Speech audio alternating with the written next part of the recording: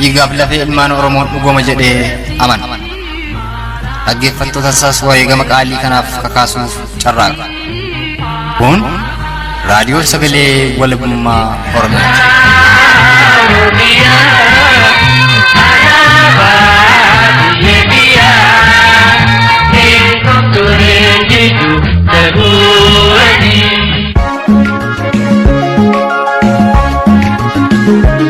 Hordoftootaafi dhaggeeffattoota raadiyoo sagalee walabummaa Oromiyaa jaallatamoo ashamaa sagantaa tamsaasa kallattii raadiyoo sagalee walabummaa Oromiyaa Kamisa Agayya bultii 19 bara 2021 guyyaa har'aatiin miseensa waraana bilisummaa Oromoo Wooboo fi Dubbiimaa Cibraa Soddonbooroo Kataan jaalboorrataa abbaa biyyaa dhimma yeroo Oromoof Oromiyaa addatti ammoo sochii waraana bilisummaa Oromoo Wooboodhaa giddu galeessa godhatuun marii bal'aa isa waliin tolfannetu sagantaa kana keessatti saniif dhiyaata.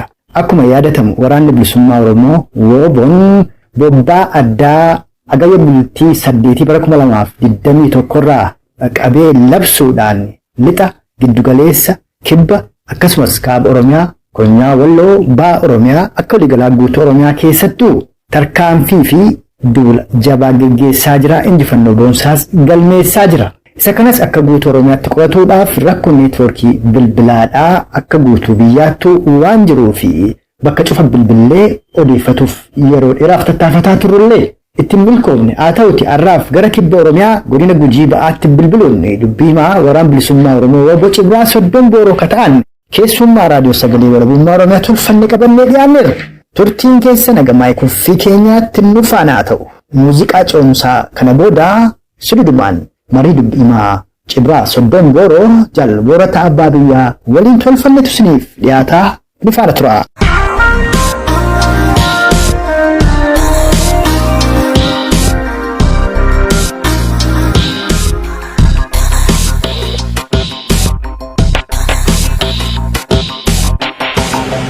Dhiyeenya kana waraanni bilisummaa Oromoo Wooboo sochii isaa kan duraa irra daran guddisuudhaan erga Agayya bultii 8 duula takkaa'uu bobbaa maqaa gootota Oromoo kanneen akka Jaalalamoo Qilxuu, Jaalnagasaa Wagii, Jaalnadhii fi Hasan Ammeetiin labsatee hojiitti seenee erga hojii seenee torbee 2 lakkoofsisee jira. Guyyootuma muraasa sochiin kun eegalee kaasee ammoo lixattis giddugaleessattis kibba Oromiyaattis iddoo garaagaraatti injifannoolee boonsaadha kan waraanni bilisummaa Oromoo Wooboon galmeessaa jiru. Magaalota baadiyyaadhaa aga honaartillee sadarkaa qabatutti deemaa bifa jirtantu mul'ata. Haa ta'u malee piipiin sanaan raafamuudhaan intarneetas balleessitee jirti akkasumas neetwoorkii bilbilaa ammeessitee jirti. Mee akka kibba Oromiyaatti Wooboon eessaa ka'ee eessa jira maaliif jirtan mee marii keenya kanarraa aanfannaa. Waraanni bilisummaa Oromoo goloolee Oromiyaa keessa jiru kamiyyuu iddoo hunda jiru kamiyyuu akkuma atoo tuqeettiin jettee dhaadannoolee garaagaraatiin kan dura caalaa dhaadannoolee garaagaraa maqaa goototaatiin qabatee bifa aaraan waraana isaa jabeessee humnaatiin isarratti labsee deemaa jira. Kun inni iddoo goloolee Oromiyaa keessatti injifannooleen boonsaan galmaa'anii jiru. Akka konya keenyaatti akka gama keenya kagbaa kanalleetti haalli nuti jirru bareedaa injifannoolee boonsaattu galmaa'ee humniti diinaa hedduun kan jiranii cabxee jirti. Tarkaanfileen hedduun kaambilee diinaa hedduu irratti fudhatamtee diinni kaambilee duraan keessu iddoo duraan qabatee jiru hedduu gadhiisuu danda'eera.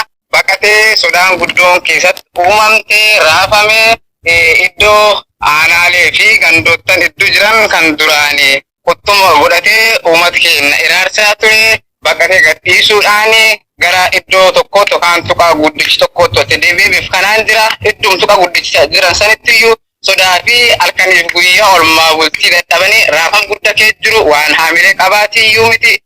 Waraan keetinnaa inumayyuu dur dhaabatanii ittisuuyyuu dhiisiiti hedduun isaanii walgatanii meeshaa harcaasanii ganuu fi kallattii garaagaraatti jiru. Kanaafuu injifannooleen hedduun gara konya keenyatti galmaa'anii jiru. Iddooleen hedduun dhuunfatamanii jiru. Iddoo isaan irra buqqaanitti hin jiran kaambilee isaan gadhiisan ittiin jiran waraanni bilisummaa Oromoo to'atee dhuunfatee qubatee jira. Halkan keessa jirra haala bareedaa fi haala abdachiisaa akkanaan keessa jirra gama keenya. Hayyee horii gulii dudduumaa waraan bilisummaa Oromoo boo Cibraa Soddon Booroodhaa jaal boorrataa abbaa biyyaa akka konyaa Gujii lixaatti yeroo garaagaraatti hawaasuma Oromoo naannoo sanirraa odeeffanneerra waraanni bilisummaa Oromoo boon konyaa Gujii lixaa keessa sosso'u gandeen wanoota konyaa Gujii lixaa cufayyuu dhuunfatee kan ammatti marfamee jiru sunuu guyyoottan afran darban keessaa Oboon karaa Afriin marsee lola irratti banee ka jiru magaal bulee oraa callaadha sababa neetworkiin hin jirreef ammatti Oboon magaal bulee oraa dhuunfateef hin dhuunfanne adda baafannee hin jirru akka godina Gujii ba'aattis ammoo Cibraan Soddoma Booroo fi Cibraaleen naannoo san jiran kan 3-4 ta'anii wal ta'uudhaan bakka garaagaraatti harkaanfii fudhataniitu magaalum Nagallee Booranaa jalayyuu akka jirtanidha. Mee kaambileen waraanaa dhiyeenya kana Cibraa Soddom Booroo fi Cibraalee kabiroodhaan dhuunfatamanii isan keessa dhaabbattanii hawaasallee walitti qabdanii mariisisaaf barsiisaa jirtan kuni magaalota takkaa'u kaambileef onoota akkamiiti mee 1-2-3 maqaa irraa nu dhahi dhaggeeffattoota keenyaaf akka ifaa ta'uuf.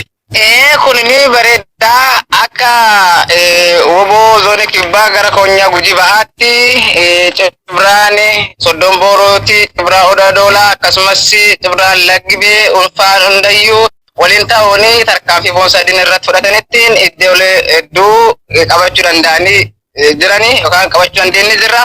Kan keessatti fakkeenyaaf akka Cibraa Soddom Boorootti kaambiin akka malka gubaa erga to'annaa waraana bilisummaa Oromoo yookaan to'annoo Cibraa Soddom Booroo jalqaletti hin jire gara baatiyyuu lakkoofsisuuf deema.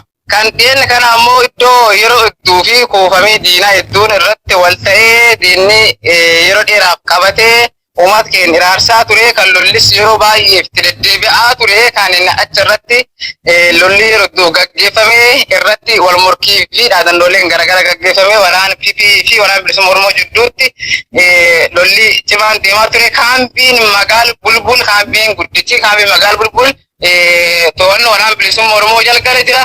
Akkasumas aana gumii Eldalloo gandi boobaas kaambiin argamu to'annoo waraana bilisummaa Oromoo jalqabe jira.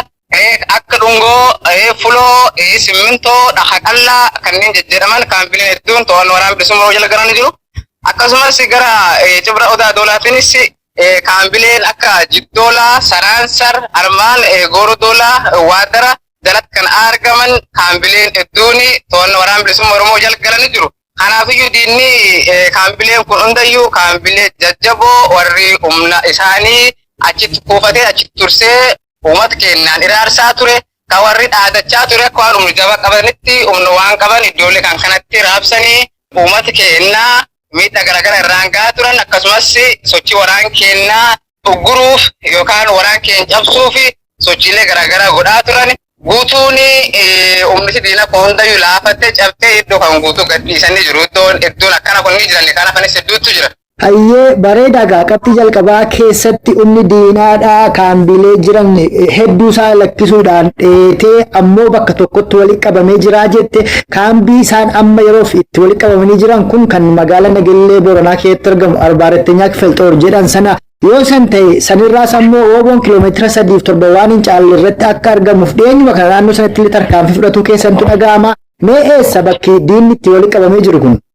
Kunini diinni iddoolee garaagaraa kaambilee garaagaraa keessaa bakkeetti hin jiru. Kunini kaambii guddicha godina jala jiru magaalaa Nageellee Booranaa magaalaa gudditti godinaati. Magaalaa gudditti godina kan keessatti kaambiin guddichi achi jira. Humni diina kunini bakka kaambii magaalaa Nageellee kanatti walitti qabamanitti hin jiru. Bakka qajeelcha godina Gujii jedhamuu fi bakka Arbaarettenyaa Kifilxoor bakka jedhanitti asumatti walitti qabanii humni diina kun asteetti. Waraanni bilisummaa Oromoo yookaan waraanni keenyas magaalaa kanayyuu seenee kallattii gam tokkoon keessa oolee bulee akka barbaadetti magaalaa keessa oliif gad deemee hawaasa isaa haasofsiisee magaalattii keessa socho'aa jira. Sochii waraana keenyas magaalattii keessa iyyuu to'achuu hin dandeenye. Akkuma barbaadee waraanni magaalaa keessa deemee uummata yoo haasofsiise iyyuu akkuma barbaadee waraanni magaalattii keessa deemee yoo waan barbaade sochii barbaade gaggeessu iyyuu warri sodaa irraa kan ka'e kaambii keessaa kan gadi hin baanedha. Kanaafuu iddoon warri amma itti deebi'ee jiru kaambii guddichaa godina Gujii bahaa magaalaa Nageellee keessatti argamudha. Kaanis godinuma kan jala kaambii guddichi tokkotu jira magaalaa Adoolawaayyuu kan jedhan jala asitti deebi'anii jiru. Kanaafiyyuu kuufamni diina kun hedduun iddoolee gurguddoo kan lamaanitti deebi'anii uffitisuuf yaalaa jiru. Ajiraniyyuu malee ofittisnaa yoo ajiraniyyuu malee keessi warraa sodaa warraa waan baay'eetti mul'ata. Adoo agun barbaadee waraanni bilisummaa Oromoo dhufetti dhukaaseyyuu deebii kan hin kenninee fi sodaafiyyuu kan gad hin baanedha. Yeroo Woboon bakkoota dhuunfateetti bifa hawwataa fi gammachiisaa ta'een hawaasa isaanii simannaan taasifamaa fi jiru kanatti immoo bifa faallaa ta'eetiin ammoo qaamonni hidhatan kan biroon Woboo fakkaatuudhaan bakkoota garaagaraatti gochaalee ammeenyaa adda addaa hawaasa Oromoo irratti yeroo isaan geggeessan yeroo isaan saamicha raawwatan ammoo yeroo isaan maqaa Woboodhaa dhaatanidha kan argaa jirru. Keessumaa gochaan akkanaa kun lixa Oromiyaa fi giddugaleessa Oromiyaa bakka tokko tokkotti mul'atee jira. Mee gochaan badii qaamota Woboo of fakkeessanii deemaniin lixaaf giddugaleessatti mul'ate kun gara kibba Oromiyaatti waan mul'ate jira. Kan gochaa akkanaa hawaasa Oromoo irratti raawwatu eenyu akka ta'e eeruun waan waraan bilisummaa Oromoo ga'ee jira yookaan qaamonni akkasii ka to'ataman jiru eenyu isaan kun? Tole kun bareedaadha. Humniti mul'attu humniti bifa adda ta'een mul'ate adda baafame kan waraan bilisummaa Oromoo fakkaatee konyaa keenyatti mul'atettiin agammaatti argamee jiraachuu yoo baate golol Oromiyaa iddoo garaagaraatti gochaaleen akkanaa kun akka raawwataman akka mul'atan dhageenye jirra gurra qabna waan jiraati. Gam keenyatti bifa waraanaatiin sochii godhuu yoo baatan bifa garaagaraatiin bifa uummataatiin socho'anii ani dabballee waraan bilisummaa Oromoo ture an dabballee ABO'ti an akkana waraan bilisummaa Oromootti galuu barbaada jedhanii bifa uummataatiin qaruuqilee garaagaraa gara waraanaatti erganii humna waraanaa fi haal sochii waraanaa akkasumas haal hawaasni kun keessa jiru qorachuudhaa fi sochiin jarri taasisaa jiru humniti akkana kunini kan bifa uummataan sochoote an dabballee waraan bilisummaa Oromooti. Kanaaf garnatti argametti hin jira jette hawaas keenfaa burjaajeessitu hawaas keenfaa dongorsiiftu kan akkasumas lakkee sochoote waraanas dongoraalee garaagaraa irratti yaalaa turte. Gonfannee jirra to'annaa keenya kan jalgaggalan jiru haala akkana kun ni jira kan warri kallattii garaagaraatiin yaali taasisaa ture jechaadha bifa uummataatiin. Ayyee bareedaadha. Ammas qabxii sataanitti osoo hin dabarree waanuma konyaa Gujii Ba'aa lixaa keessa jiru tokkorraa dubbanneetu ceena. Innis maali? Kaabinoonni godina Gujii Ba'aa fi lixaadhaa akka malee raafamuudhaan kan godina Gujii lixaadhaa Bulee Horaatti walitti qabamuu fi kan godina Gujii Ba'aadhaa ammoo Nageellee Booranaatti walitti qabamuudha kan dhageenyu. Warri sunis ammoo guyyaa kaleessaadhaa akkuma waliigalaatti kaabinoonni gurguddoon jirtu kun gara Adaamaatti olga'iidhaaf akka yaamamani olga'ii sanis immoo akka hin dhannee fi Woboon daandii cufee waan jiruu fi kallattii biraadhaan daandii gara ollaatti geessu keebaanii akka dhaqan waan jedhaatu jira. Sanirraa wanti quba qabdan jira. Warra kana to'achuudhaaf sochii Woboon itti jiru jira. Mee kanarraa nu himiitii gara qabxii sattaanutti ammoo dabarra. Kunini qabatamaa daandileen baasisuu kan godinaa fi godina wal qunnamsiisuu kan aanaa fi aanaalee wal qunnamsiisuu guutuuyyuun waraanni bilisummaa Oromootiin uggurame jira. Daandiin baasisuuyyuu tokkoyyuu hin jiru. Uummata nagaa kan nagaan sochii isa gaggeessu irraa kan hafe qaamii mootummaa waraanni mootummaa tokkolleen akka hin sochoone socho'uu fi darbuu akka hin dandeenye waraanni bilisummaa Oromoo daandilee jiran guutuu ugguree jira. Kanaafi kun soda guddoo fi rifaatu guddaa keessatti uumee jira.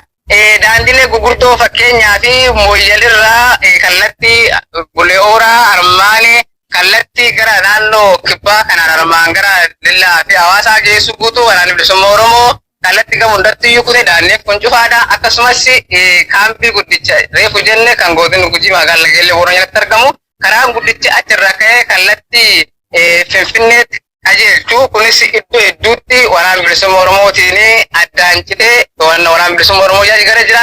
Akkasumas daandileen magaalaa Nageellee kanarraa kaasee kallattii armaan gara godina Liibaan yookaan gara Somaalee deemus waraana bilisummaa Oromootiin citee jira. Kanaafuu daandileen hedduun akkana kunini daandileen godinaaf godina wal qunnamsiisan kan aanaaf aanaa wal qunnamsiisan akkasumas gandaaf gandoota wal qunnamsiisan guutumaa guutuutti to'annaa waraana bilisummaa Oromoo jalgalee jira.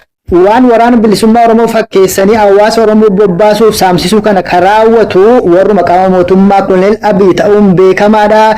Kana keessattis ammoo jeneraalotumti Koloneel Abiy kanneen afaan Oromoo dubbatanii loltoota isaanii keessaa warra amanamoo ta'anii rifeensa namtolchee yookaan wiiggii tolchanii fi uffannaa waan waraanni bilisummaa Oromoo uffatuuf kaawwatu fakkeessanii yeroo garaagaraatti lixatti bobbaasanii kaambii saamsisaa turaniiru giddugaleessatti akkasuma Arras ammoo kan gocha akkasii kana raawwataa jiru isaanumaadha kan hawaasni jedhu kanas ammoo waboo waan humnaan yookaan lolaan dadhabanii fi karaa shiraaf gochaalee akkasii kana raawwatanii woboof hawaasa Oromoo olitti buusuu fi waan godhamuudha jedhama.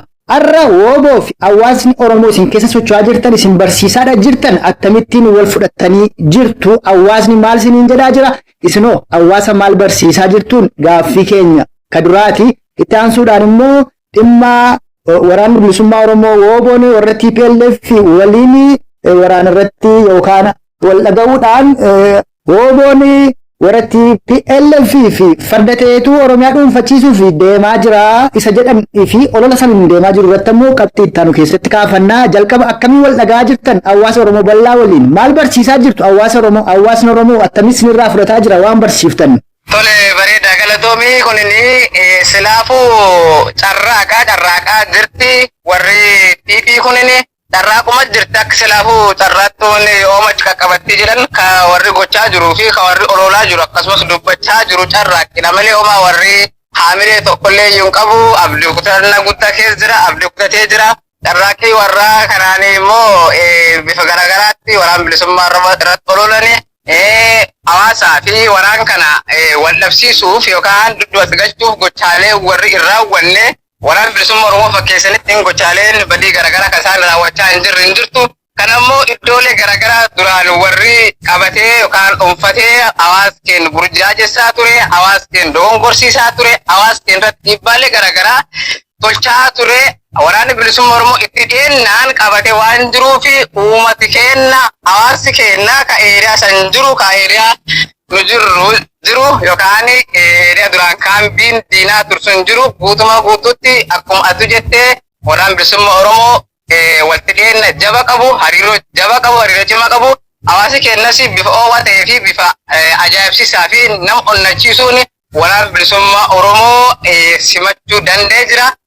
Akkaataan waraanni bilisummaa Oromoo eeriyaa qabat kanas hawaasa waliin jiru bifa ajaa'ibaa ta'een hawaasa isaa barsiifachaa hubachaa gochaalee badii akka armaan dura tuttunne kana yookaan dhiifiin itti jirtu kana gochaaleen akkana kun guutuun iyyuu gochaalee abdii kutannaa mootummaan kun abdii kutatee raawwachaa jiru waan taateef hawaasi keenya kan uummatee irraa qusachuu akka danda'u fi irraa hubachuu akka danda'u guutumaa guutuutti barsiisaa jirra hubachiisaas jirra. Kanaaf hawaasni keenyas bifa ajaa'ibeen haala jiruu fi shira dalagamaa turee fi dalagamaa jiru guutumaa guutuutti nu jala hubatee fudhatee shiraaleen garagaraa akkana kunini akka nu mamne yookaan hawaasa keenya hin dogongorsiifne uummatis game sa'aatiin wanta godhu qabuu fi wanta gochuu danda'u guutuu akka godhu qabu dhaadannoolee garagara agarsiisaa jira.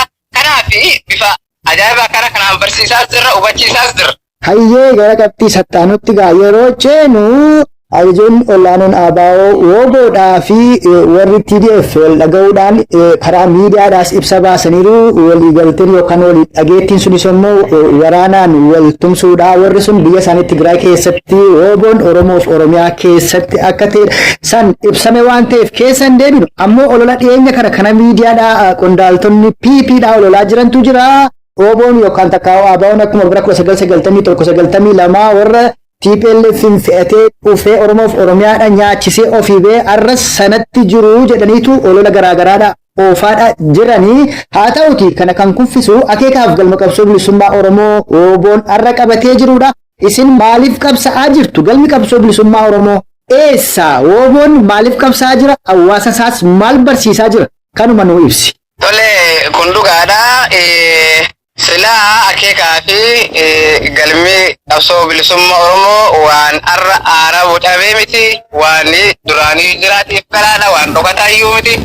Akeekaa fi galmi qabsoo bilisummaa Oromootii fi hanga walabummaa Oromiyaatti yookaan Oromiyaa of dandeettu Oromiyaa ergattuun taatiin ijaaruudha mirga biyyummaa mirkaneessuudha. Hawaasi Oromoo waggaa dheeraa fi wanjoo mootummaa gabroonfataa jala kufee hireen isaa akka irra goree saamamee uummati kuninni waan isaaf maluu fi waan isaaf ta'uu dhabee dheebuu bilisummaa bara hedduudhaaf dheebotee ture. Dheebuu kana baasuudha kanumatti aarsaa kanfalaa turree fi ammas aarsaa garagaraa kanfalaas jirra. Kanaafiyyuu ololaan hedduun warri silaafuu akkuma carraaqqii garaagaraa wantoota garaagaraaf du'aan qotanii fi carraaqqii garaagaraa keessa jiru afaan dhukaasu baguma afaan kuniyyuu qawween taatini sila osoo afaan kun qawwee taatee sila waan biraatti uumamaaf ture.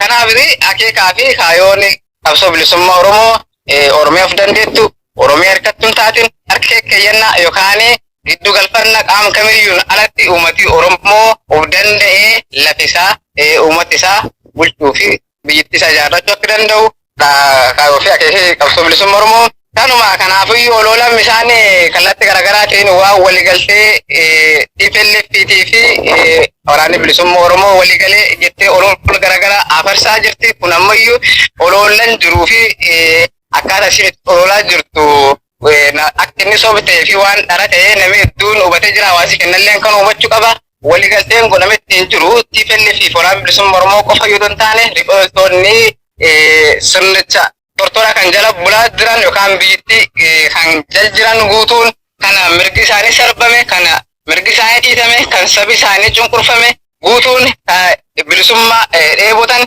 guutuu waltaanii impaayiricha bututtuu waggaa hedduudhaa fi afaan qawweetiin walitti qabee sabaaf sablammoota garaagaraa kan of jalatti bulchaa ture afaan qawweetiin ofirraa kaasuu danda'an fi kan mirgi isaaniitiin falmachaa jiran guutuun waliigaltee dhukaasaattu taasifame yookaan dantaa garaagaraa keessa osoo wanni hin jedhin impaayirichi kana afaan qawweetiin ofirraa kaasuu akka dandeenyu waliigaltee dhukaasaattu godhame malee wanni achi keessaa dantaan addaa yookaan faayidaan addaa kan waliigalame yookaan waliin mallatteeffamu tokkoyyuu hin jiraatu. Haal kana jira kanaafiyyuu olola deemuu jiru qaamoti hedduun silaa yeroo ammayyaadha haali yeroo saayinsii fi teekinooloojii fi qaamoti hedduun inni hubatan jennee yaadna. Kanaafuu jiru haali jiru kan fakkaata akeekaa fi galmii qabsoo bilisummaa Oromoo siin galaadha waan dhokkataa hin taane. Hayyeegaa kunummaan akeekniif galmi qabsoo bilisummaa Oromoo sun beekamuuf hawaasni Oromooillee kana beekee ololli deemaa jiru dhugaa fi qajeelaa akka hin taane wooboon akkuma kaleessa arralleen biyya isaa Oromiyaa walaboomsuu uummata isaa Oromoo bilisoomsuu mootummaa birmaduu Oromoof Oromiyaadhaa gadi dhaabuuf akka qabsaa jiru hifaadha. Hawaasni Oromoos kana haa beeku olola gamaa gamaan deemaa jiruuf illee gurra akka laanne asumaan dhaamuu fi jaallan. Kanatti immoo aansuudhaan egaa erga labsii addaa labsitanii tarkaanfiitti seentan erga agayya bultii 8 as neetworkii fi intarneetni kutaalee Oromiyaa garaagaraa irraa citeeraa. Kanas ammoo dhaamsi wooboodha hawaasa Oromoo bal'aa kan geenye akkasumas wooboon hawaasa keessaa odeeffannoo akka hin arganne tarkaanfilee boonsaa wooboodhaan kutaa Oromiyaa cufa kee fudhatamaa jiru hawaasni Oromoo akka hin arginee fi qabsoo sanatti illee bifa danda'amu yookaan karaa salaallatuun akka ittiin hirmaanne godhuudhaaf waan deemaa jirudha. Egaa hawaasni Oromoo agi tokko sagalee keenya kana hinuma dhagaa ka dhaga'uuf wooboon maal dhaammata irra Oromootti Oromoon attamii qophaa'uudha qaba. Keessumaa addatti miseensonni qeerroof qarree bilisummaa Oromoodha. Yoo neetwoorkiin bilbilaaf intarneetaa kun guutuutti addaan cite attamii wooboon quba wal qabaachuudha qaba. Eessatti xumuramti qabsoon amma itti jiramtu kuni waan jedhaa irratti dhaamsa yookaan yaada yoo qabaatte immoo nuu qoodda. Tole bareeda galatoomii qabsoon bilisummaa Oromoo yookaan tarkaanfileen amma yeroo ammaa kana waraanni bilisummaa Oromoo bifa ta'een kan dura caalaa labsatettiin jiru tarkaanfii xumura gabrummaa ka wanjoo gabrummaa uummata keenya irra ture irra buqqisee uummata isaa bilisa baasuudha. Kana waan taateef yeroon kun hunda oli yeroo uummanni Oromoo kamiyyuu yeroo sabni Oromoo kamiyyuu itti jabaatee waan danda'uun hawaasa isaa yookaan saba isaa yookaan qabsoo isaa kun qabsoon ka uummata Oromoo bal'aatu waan taateef bir dhaabatee namuu waan danda'uun gumaachuu godhe xumura itti gochuu qabuudha. Kanaafiyyuu olola garaagaraa ka diinni oofaa jiru ka diinni uummata keenya burjaajessuu fi akkasumas hawaasaa fi qeerroo keenya daandii irra marsuu fi ololaa jiru namuu gurra akka itti laanne akkasumas waan danda'uun qabsichi kan xumura itti godhe yeroon kun yeroon galma keenya itti geennu yeroon gabrummaa kan itti xumurre bilisummaa keenya itti antamannu fagoo waan hin taaneef tarkaanfii amma godhaa jirru kan kamiyyuu hawaasi Oromoo bal'aan akkasumas qeerroof qarreen jiran guutuun waan danda'aniin kallattii jiraniin qabsoo waraana bilisummaa Oromoo bir dhaabatanittiin gumaachuu hundayyuu godhuu qabanii. Yeroo neetworkii fi intarneetii garaagaraa citee odeessaaleen waraana bilisummaa Oromootiif akka hin kennamnee fi akkasumas yookaan hawaasa keenyaaf waraana bilisummaa Oromoo akka waliin qunnamne jarri daangessuuf yaaliyyuu qeerroof qarreen jiran hawaasi Oromoo bal'aan bakka waraanni bilisummaa Oromoo itti dhiyaate kamiyyuu miil isaatiin deeme heeruu garaagaraa kennuuf qaba. Dammaqeessaan odeessaalee fi gochaalee fiifiin raawwatu yookaan mootummaan garbooffataan kun raawwatu jalbee qulqulleessee heeruu waraana bilisummaa Oromootiif kennuu qaba. Kanaafiyyuu yeroon kun yeroo hunda olitti jabaachuu qabnuu fi yeroo itti xumura irra geenyedha waan taateef hawaasi keenya bal'aan hundayyuu jabaachuu qaba. Kanaafuu kanum dhaabannaa geenye jirra irra qabne jirra dheebuu waggadduudhaaf dheebonne turre dheebuu san ba'uu fi rarra geenye jirra qabsoon bilisummaa Oromoo karraan baatee jirti. Karra kanaan ol naquu fi simannaa karraa hawaasi Oromoo bal'aan guutuun ba'u qaba yookaan qopheessuu qaba. Wanta dhufuuf maluu fi wanta dhufuuf ta'uu danda'u hundaafiyyuu qopheessa hawaasi Oromoo haala saniin qophaa'uu qaban jedha. Hayyee qabxii ka'uu malee tokko kan inni kaasintu jira. Innis maali iddoolee waraanni bilisummaa Oromoo boon dhuunfatee keessa darbee qaxxaamuree gara biraatti tarkaanfatu keessatti yeroo tokko iddootti waajjiraaleen diigamanii dargaggoonni yookaan namoonni tokko qabeenya mana keessa jiru yeroo isaan fuudhan faatu mul'ata. Inni kun immoo ta'uu hin qabu. Qabeenyi kun qabeenya hawaasaati. Waajjirri sun waajjira hawaasaati. Boris Oboon yeroo mootummaa ta'utti waajjirri sun waajjira Obooti, waajjira uummata Oromooti. Qabeenyi kan mootummaan kun ifataan itti fayyadamaa ture saamamuu fi manca'uu hin qabu. Kan uummataati, uummati tikfatuu qabaa jedhaniitu miseensonni waraana bilisummaa Oromoo karaa garaagaraatis dhaamaadha turanii ammallee dhaamaadha jiranii. Hawaasnis waan kana kaasaa ammoo Oboonis caasaa diriirsaa akka bulchiinsaatti lafa qabsiisaa deemaa jira. Dhimma qabeenya ofii tikfatuu irratti caasaa diriirsuu irratti kun dirqama hawaasaattis waan ta'eef kanarratti xinnoo waanuu jettee asumaan yoo marii keenya orbaafne. Dhugaadhaan silaafuu hawaasa bal'aa keessa hedduun jiraachuu danda'a. Namootaan garaagaraa qaamaalee garaagaraa qaban jiraachuu danda'an yeroo waraanni bilisummaa Oromoo iddoolee garaagaraa dhuunfatee jiru kana keessa faayidaa xixiqqoof jedhee namni gochaalee fokkatoo garaagaraa gochaalee mallee fi ta'uu hin qabne raawwatan hedduun jiru. Kan meeshaa hawaasaa fuudhan mana yookaan suuqii fi daldala hawaasaa saamanii gochaalee hin taane fi safa hawaasan eegganne kana kan qaamonni raawwatan jiru. Kan keessalleetti waraanni bilisummaa Oromoo haala jiru qabatamaan hawaasi isaa rakkoolee akkana kan dhufu maluu fi akkaataa irraa hawaasi kun ittiin of eeggachuu danda'uu fi gochaalee akkasii sun qaama raawwatee dabarsee waraana bilisummaa Oromootiif heeruu akka inni kennu qabu guyyaarraa guyyaatti cimsee barsiisaa jira, diriirsee waan jira hubachiisaa jira. Qaamoleen ammoo nageenyummaa hawaasaa eeganii fi gochaalee nageenyummaa hawaasaa